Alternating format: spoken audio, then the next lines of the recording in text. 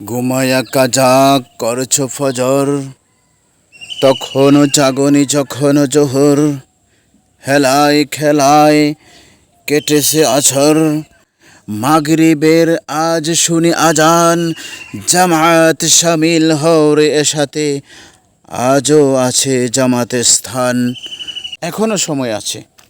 আমরা ইসলামী শক্তিগুলোকে ঐক্যবদ্ধ করে ইসলামকে বিজয়ী করার জন্য আমরা ঐক্যবদ্ধ হওয়ার বিকল্প নেই। আর এটাই হচ্ছে সর্বোচ্চ উপযুক্ত সময়।